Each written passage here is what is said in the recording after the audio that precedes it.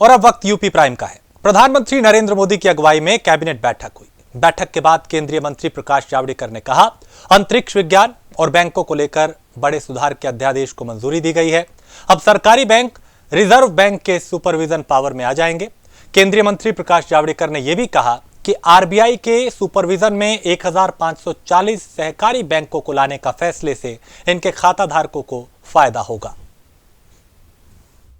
सरकारी बैंक, चाहे वो अर्बन कोऑपरेटिव बैंक हो या मल्टी स्टेट कोऑपरेटिव बैंक हो, अपने देश में 1482 अर्बन कोऑपरेटिव बैंक है और 58 है मल्टी स्टेट कोऑपरेटिव बैंक। आज इनके बारे में एक अध्यादेश पारित किया है। अब वो राष्ट्रपति के पास आएगा कि ये सारी बैंक 1540 है, ये तुरंत प्रभाव से आरबीआई के सुपरविजन पावर में आ जाएंगे।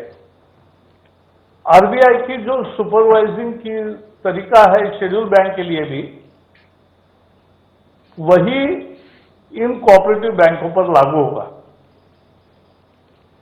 इससे क्या फायदा होगा? मूल फायदा होगा कि डिपॉजिटर को एक यकीन मिलेगा कि हमारा पैसा सुरक्षित रहेगा और 8 करोड़ 60 लाख खाता धारक है इन 1540 बैंकों में। 4 करोड़ 84 लाख करोड़ रुपए की बचत है, थोड़ी नहीं है। इस सबकी अच्छी रक्षा होगी, ये इस निर्णय का सबसे महत्वपूर्ण बात है। रिस्ट्रक्चरिंग के समय खाता धारकों को डर लगता है, वो भीड़ लगाते हैं, जो हमने चंद बैंकों के विषय में देखा। अब ये नहीं होगा और सबसे बड़ा फायदा समाज को ये है कि सहकार एक अच्छी मूवमेंट है। लोग इकट्ठा आए, अपने तरीके से अच्छी संस्था चलाए और उस संस्था का लाभ खाता धारकों तो या जिन्होंने शेयर खरीद किए हैं उनको मिले। इससे ज्यादा अच्छी चीज हो नहीं सकती। तो इस सहकार पर लोगों का विश्वास बढ़ेगा, ये एक बड़ा परिणाम होगा। फाइनेंस मिनिस्ट्री का दूसरा भी एक निर्णय हुआ है। मुद्रा लोन्स, आपको पता है, लगभग 18 से 20 करोड़ लोगों को मिले। ये सबसे बड़ा स्मॉल लोन प्रोग्राम है। एक तरह से दुनिया का सबसे बड़ा स्मॉल बैंक लोन का प्रोग्राम है।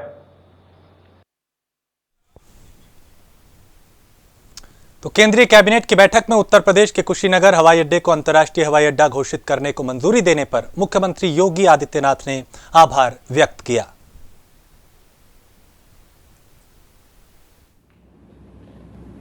उत्तर प्रदेश के कुशीनगर इंटरनेशनल तथागत बुद्ध की महापरिनिर्वाण स्थली कुशीनगर में एक नए इंटरनेशनल एयरपोर्ट की स्थापना की स्वीकृति के लिए मैं आदरणीय प्रधानमंत्री जी का हृदय से आभार व्यक्त करता हूं। मैं साथ ही आभार व्यक्त करता हूं केंद्रीय कैबिनेट का, जिन्होंने उत्तर प्रदेश को यह दूसरा, यानी हमारी सरकार के समय में दूसरा इंटरनेशनल एयरपोर्ट देने में अपनी सहमति व्यक्त की है। इससे पहले हमारी सरकार ने वर्षों से लंबित, यानी दशकों से लंबित जेवर इंटरनेशनल एयरपोर्ट को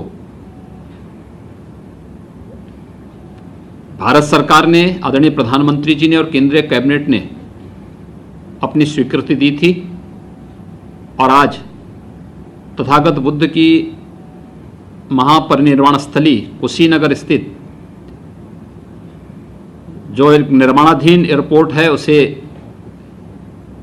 इंटरनेशनल एयरपोर्ट के रूप में अपनी स्वीकृति देने के लिए मैं आदरणीय प्रधानमंत्री जी का और केंद्रीय कैबिनेट का हृदय से आभार व्यक्त करता हूं और उत्तर प्रदेश वासियों को इसकी मैं हृदय से अपनी शुभकामनाएं भी देता हूं। ये हमारे लिए एक बहुत बड़ी उपलब्धि है और इसलिए भी उपलब्धि है कि अब तक उत्तर प्रदेश में हमारे पास 2 एयरपोर्ट फंक्शनल हैं जो इंटरनेशनल एयरपोर्ट के रूप में हैं, एक राजधानी लखनऊ का और दूसरा काशी में। ये 2 इंटरनेशनल एयरपोर्ट के बाद उत्तर प्रदेश 23 से 24 करोड़ की आबादी का राज्य, इस राज्य में 2 इंटरनेशनल एयरपोर्ट काफ़ी नहीं थे और इसलिए पिछली बार हमारी सरकार ने एनसीआर रीजन में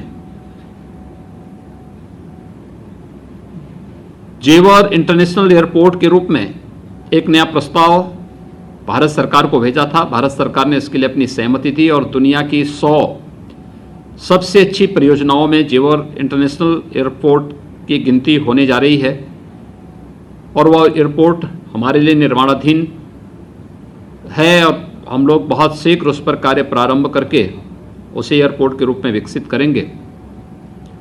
लेकिन आज का दिन हमारे लिए बहुत महत्वपूर्ण है। तथागत बुद्ध की महापरिनिर्वाण स्थली कुशीनगर, वर्षों से मांग चली आ रही थी, ये मामला लंबित पड़ा हुआ था। आज वहां पर एक एयरपोर्ट निर्माण के लिए राज्य सरकार ने 590 एकड़ लैंड पहले ही अधिग्रहित की थी। वहां पे एयरपोर्ट के निर्माण की कार्रवाई हमारी चल रही थी। लगभग 190 करोड़ रुपए की लागत से ये प्रक्रिया आगे बढ़ रही थी। हम लोगों ने अक्टूबर 2019 में भारत सरकार के साथ एयरपोर्ट अथॉरिटी ऑफ इंडिया के साथ एक MOU भी किया था और इसके तहत हम लोगों ने पूरी property airport authority of India को सौंप दी थी कि आगे की कार्रवाई एयरपोर्ट अथॉरिटी ऑफ इंडिया करे। और आज वहां पर एक इंटरनेशनल एयरपोर्ट के लिए भारत सरकार ने अपनी सहमति दी है। उत्तर प्रदेश में पर्यटन की संभावनाओं को आगे बढ़ाने में इसकी बहुत बड़ी भूमिका होगी, क्योंकि कुशीनगर बौद्ध सर्किट की दृष्टि से अगर आप देखेंगे तो एक सेंटर प्लेस है।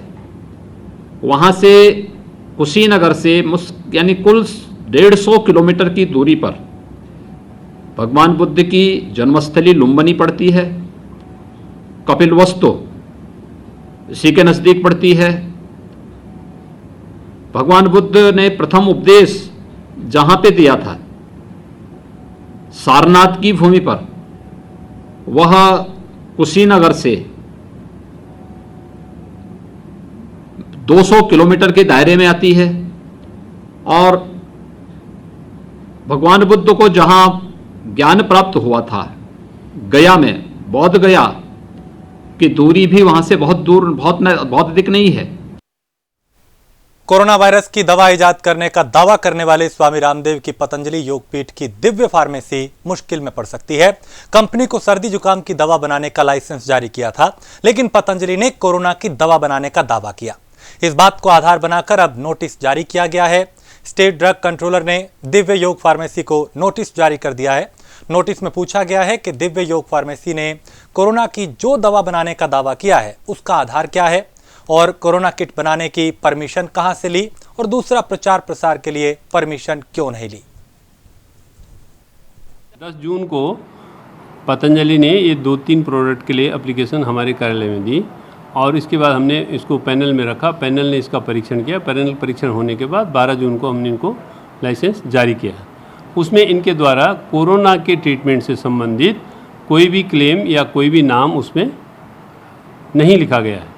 हमारे द्वारा जो उसको अनुमोदित किया गया है उसमें इम्यूनो इम्यूनिटी बूस्टर और कास और श्वास, खांसी और बुखार, इसके लिए उसको अप्रूव किया गया है। इसके अलावा कोरोना के लिए हमारे द्वारा कोई उसका अप्रूवल नहीं दिया गया है। अब इस तरह का नोटिस हम इन्हें जारी करेंगे कि ये जो एक तो इन्होंने जो ये किट बनाया है इसकी परमिशन कैसे कहाँ से ली, क्योंकि किट अगर इन्होंने बनाया 3 दवाओं को मिला के जो कोरोना किट ये दिखा रहे थे टीवी पर, तो उसकी परमिशन कहाँ से ली इन्होंने, है ना। तो वो इस चीज़ का नोटिस देंगे। दूसरा हम देंगे ड्रग एंड कॉस्मेटिक एक्ट 1940 के रूल 170 के अंतर्गत, जिसमें ये है कि अगर कोई ऐड का आप करते हैं तो उसकी परमिशन स्टेट लाइसेंसिंग अथॉरिटी से लेनी पड़ेगी, और स्टेट लाइसेंसिंग अथॉरिटी से परमिशन लेने के बाद ही आप कोई भी ऐड टीवी हो या पेपर या प्रिंट मीडिया हो या इलेक्ट्रॉनिक मीडिया हो उसमें दे सकते हैं। और तीसरा है DMR act, drug and magic remedies act 1954, जिसमें कि ये इस तरह के क्लेम करना वैधानिक नहीं है, उसके अंतर्गत भी इनको नोटिस जारी किया जाएगा। इम्यूनिटी बूस्टर और बुखार खांसी, 2 इस चीज़ के लिए इनकी जो परमिशन थी, और इन्होंने प्रेजेंट जो करा है या जो कल हम देख रहे हैं टीवी पर या इलेक्ट्रॉनिक मीडिया में, उसमें ये कोरोना का ट्रीटमेंट का दिखा रहे हैं, तो जो कि ठीक नहीं है। अब इसमें किस तरह की कार्रवाई होगी? कार्रवाई हमने बता दिया, वो रूल उसके अंदर 170 और वो ड्रग उसके DMR एक्ट के अंदर वो करेंगे, नोटिस जारी करेंगे। हाँ, 1 हफ्ते पहले से जो प्रचार प्रसार कर रहे थे, लेकिन उसके लिए हमें कोई इन्फॉर्मेशन नहीं, ना हमसे कोई परमिशन है। हमने भी आपके कल ही हमें ये जानकारी मिली, और भारत सरकार का जो लेटर आया है इस फार्मूलेशन को भारत सरकार ने भी मंगाया है कि आपने किस हिसाब से इनको फार्मूलेशन दिया, उसके संबंधित सभी रिकॉर्ड आप भेजिए। तो हम उसको भी भेज रहे हैं, इस नोटिस के साथ ही भारत सरकार को भेज रहे हैं। सुल्तानपुर के चांदा कोतवाली क्षेत्र के कोथरा कला में फर्जी विद्यालय का बड़ा खुलासा हुआ। महज कागजों पर ही एक नहीं बल्कि 3-3 विद्यालय चल रहे। सांसद, विधायक और MLC की निधि में भी घोटाले का लंबा खेल हुआ है। और इतना ही नहीं, बिना विद्यालय के ही फर्जी छात्रवृत्ति भी हजम करने का खेल सामने आ रहा है। दिलचस्प बात यह है कि 2018 में ही शिक्षा विभाग और SDM द्वारा जांच भी की गई, लेकिन लंबे रसूख के चलते आज तक उस पर कोई कार्रवाई नहीं हो सकी। बताया जा रहा है कि कोथरा कला के रहने वाले डॉक्टर संतोष सिंह ने 2001 में लालजी प्राथमिक विद्यालय, 2004 में लालजी उच्च प्राथमिक विद्यालय, 2007 में और रामरती सिंह बालिका उच्च प्राथमिक विद्यालय की मान्यता ली, लेकिन जिन जमीन पर इन विद्यालयों को दर्शाया गया आज भी वो भूखंड खाली पड़े हुए हैं। लिहाजा आज फिर जिलाधिकारी कार्यालय पर मुख्य राजस्व अधिकारी को शिकायती पत्र देकर न्याय की गुहार लगाई गई।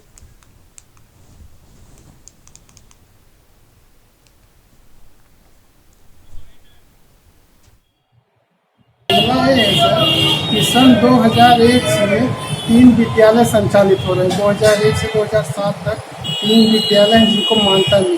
कौन कौन से?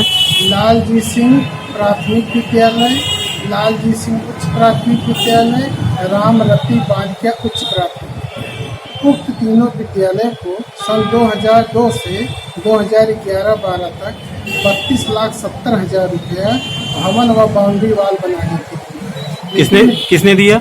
इसको जो है विधायक जी, सांसद जी और माननीय MLC साहब ने दिया गया, और उक्त तीनों विद्यालय मौके पर कहीं नहीं बने। अमरोहा में चकबंदी विभाग के बंदोबस्त अधिकारी नितिन चौहान के खिलाफ कार्रवाई की मांग को लेकर पूर्व मंत्री कमाल अख्तर मोर्चा उन्होंने खोल दिया है। दरअसल पूरा मामला सोशल मीडिया पर वायरल हो रहे वीडियो को लेकर है। इस वीडियो में अमरोहा जनपद के चकबंदी विभाग के बंदोबस्त अधिकारी नितिन चौहान के जरिए हसनपुर तहसील क्षेत्र के फूलपुर गांव में एक किसान के साथ बदसलूकी की जा रही है और जेल में गोली मरवा देने तक की धमकी दी जा रही है। इतना ही नहीं, नितिन चौहान सपा संरक्षक मुलायम सिंह यादव और नेता रामगोपाल यादव के खिलाफ भी अपशब्दों का इस्तेमाल कर रहा है, जिसे लेकर सपा नेताओं और कार्यकर्ताओं में गुस्सा देखने को मिल रहा है। इसी को लेकर पूर्व कैबिनेट मंत्री कमाल अख्तर के नेतृत्व में सपा प्रतिनिधि मंडल ने जिलाधिकारी से मुलाकात कर शिकायती पत्र सौंपा और आरोपी अधिकारी के खिलाफ मुकदमा दर्ज कर कार्रवाई की मांग की है।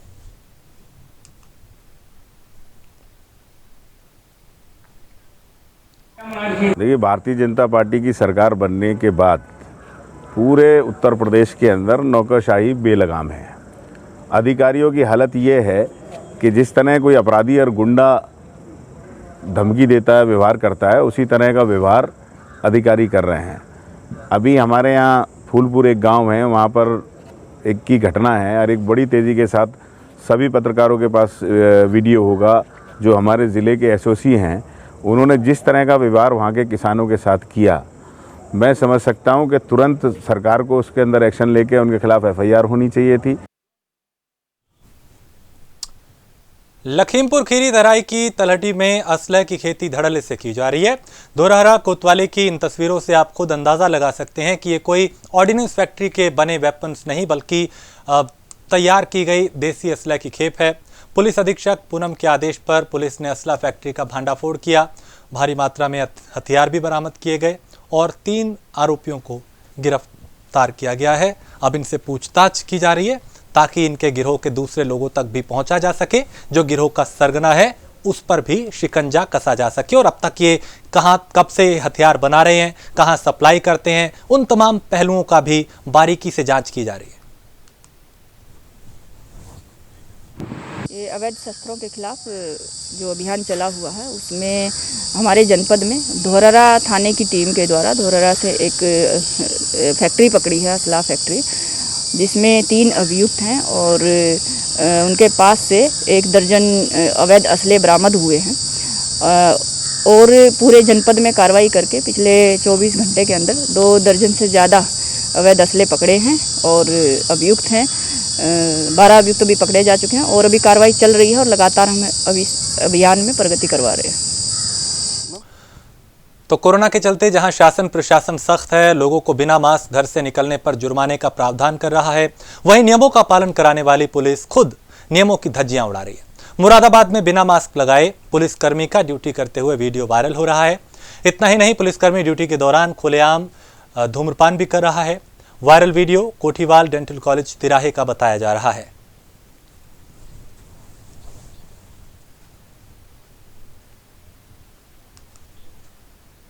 गरीबों और प्रवासी मजदूरों के रोजगार के लिए सरकार लगातार प्रयास कर रही है।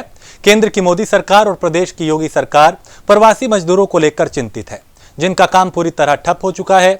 इसे लेकर यूपी के अंबेडकर नगर में अधिकारी सरकार की योजनाओं को गरीबों तक पहुंचाने में जुटे हैं, जहां गरीबों और ठेला लगाने वालों के लिए सरकारी मदद की कवायद शुरू की जा रही है, जिसमें 10,000 रुपए का लोन दिया जाएगा ठेले वालों को, जिससे वो अपना काम फिर से शुरू कर सकें।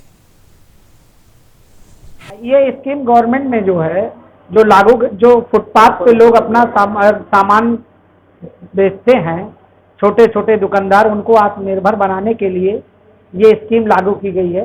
हाँ, इनका जीवन स्तर आगे बढ़ेगा, क्योंकि बाहर से भी लोग तमाम आए, बाहर बम्बई कलकत्ता कमाते थे, आज अपने गांव में आए हैं, उनका रोजगार मिलेगा, उनके रोजगार के स्तर बढ़ेंगे, आय का स्रोत बढ़ेगा, उनके बच्चे भी आराम से रहेंगे, जीवन यापन बढ़िया होगा।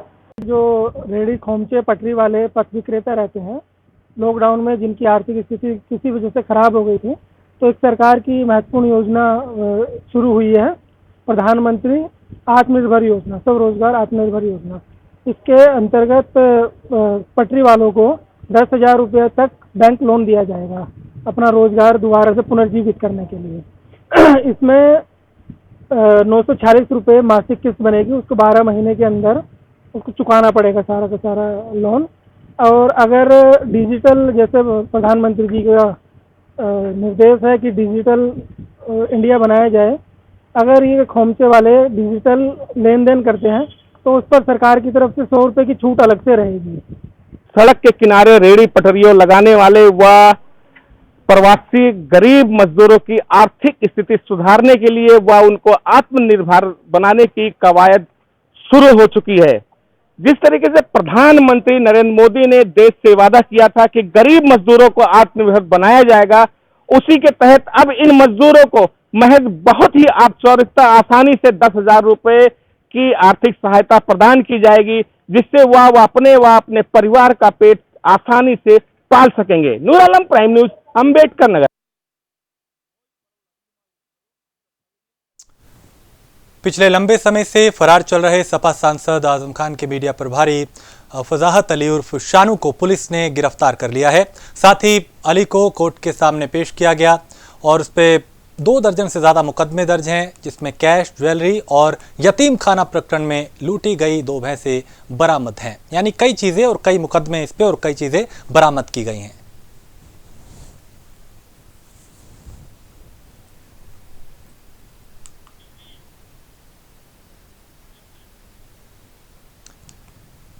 पेट्रोल डीजल की बढ़ती कीमत को लेकर लगातार कांग्रेस जो है वो सरकार को घेर रही है। इस दौरान 2 पहिया वाहनों को घसीटकर कांग्रेस ने अपना विरोध किया। पूर्व कैबिनेट मंत्री प्रदीप जैन और शहर अध्यक्ष अरविंद वशिष्ठ के नेतृत्व में ये प्रदर्शन कचहरी चौराहे से शुरू किया गया। पूर्व केंद्रीय मंत्री ने सरकार पर आरोप लगाते हुए कहा कि सरकारें तेल कंपनियों से लाभ ले रही हैं और इसका नुकसान आम लोगों को हो रहा है।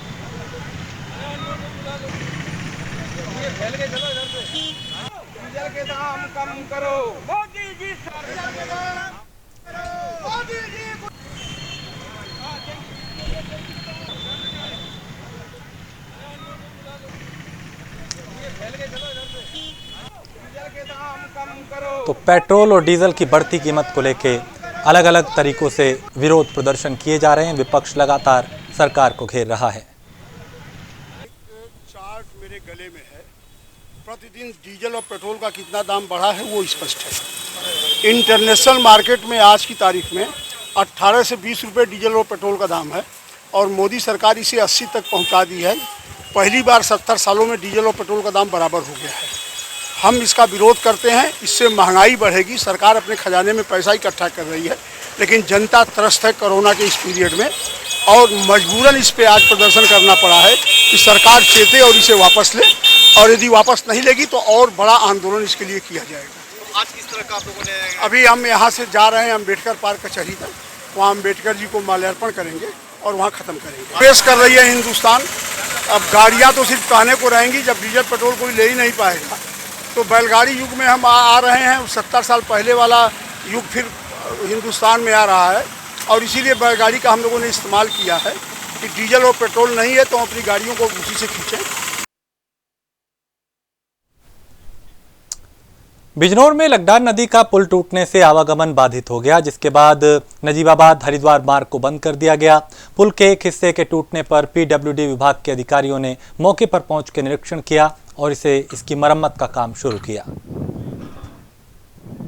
टाइम पुराना पुल बना हुआ है, तकरीबन 60 साल पहला पुल बना हुआ है। इसकी कोई मरम्मत वगैरह नहीं हुई आज तक, तो इसलिए लोड होने के नाते, ज़्यादा लोड होने के नाते आज वो खत्म हो चुका है। असल में ये जो है मंडावली के पास में लकड़हान नदी का पुल है और काफ़ी पुराना पुल हो गया है और इस पे जो है हरिद्वार नजीबाबाद मार्ग है, लोड बहुत है इस पे जो है वाहनों का, काफ़ी जो है यहाँ पे वाहन चलते हैं। इसके अलावा जो है एक वजह मानी जा रही है कि ओवरलोड वाहनों का आवागमन बहुत ज़्यादा है, खनन के वाहन भी इस रोड से गुजरते हैं, इसकी वजह से जो है ये पुल टूटा है। आपकी किसी प्रशासन से बात हुई? क्या कर रहा है प्रशासन? नहीं, प्रशासन तो अभी तक यहाँ कोई नहीं है। मंडावली थाना अध्यक्ष जब पुल टूटा है सूचना पे मंडावली थाना अध्यक्ष संदीप त्याग यहाँ पहुँचे हैं और जो यहाँ पे काम चल रहा है 4 लेन का, उसके कर्मचारी यहाँ पर हैं और रोड जो है पूरी तरीके से यहाँ पे बंद किया गया है और डाइवर्ट कर दिया गया है मोटा महादेव बागवाला बाईपास से। फिलहाल जो है अभी आवागमन बंद है। ठीक। तो कोरोना वायरस ने पूरी दुनिया में कहर बरपा रखा है, जिसके चपेट में कोरोना वॉरियर्स पुलिसकर्मी भी आ रहे हैं। पुलिसकर्मियों की सुरक्षा को ध्यान में रखते हुए गाजियाबाद जिले के एसएसपी कलानिधि नैथानी के आदेश के बाद हर थाने में कोविड-19 हेल्प डेस्क बनाई गई है। थाने में आने वाले पुलिसकर्मियों और फरियादियों की थर्मल स्क्रीनिंग की जाएगी। साथ ही सुरक्षा को भी बढ़ाया गया है, यानी हर सावधानी यहाँ पे बरती जाएगी।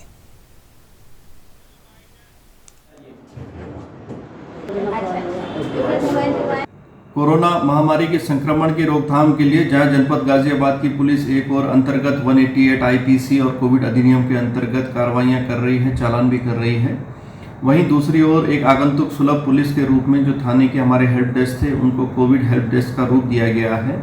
यह समस्त कार्रवाई आदरणीय डीजीपी महोदय के आदेश के अनुसार की गई है। सभी टेबल पर एक पल्स ऑक्सीमीटर और एक इंफ्रारेड थर्मामीटर भी रखा गया है और जो भी आगंतुक होते हैं उनको पहले एक फुट प्रेस सैनिटाइजर से सैनिटाइज दे करके डिस्पेंसिंग मशीन से, और ये सब कार्रवाइयाँ की जा रही हैं। वहीं पर ही मास्क आदि का भी इंतजाम किया गया है।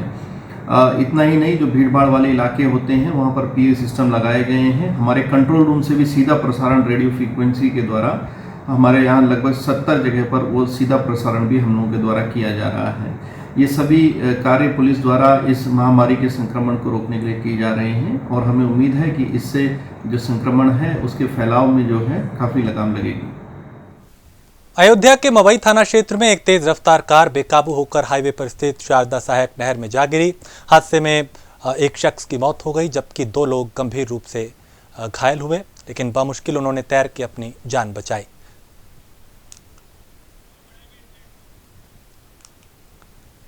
लॉकडाउन खुलने के साथ ही यमुना एक्सप्रेसवे प्राधिकरण ने औद्योगिक निवेशकों को बढ़ावा देने के लिए अपने द्वार खोल दिए हैं और ऑनलाइन इंटरव्यू के माध्यम से रेडीमेड गारमेंट कंपनियों को 5 भूखंडों का आवंटन किया है। इस आवंटन से जहां यमुना एक्सप्रेसवे क्षेत्र में 180 करोड़ रुपए का निवेश होगा, साथ ही 13,827 लोगों को रोजगार भी मिलेगा।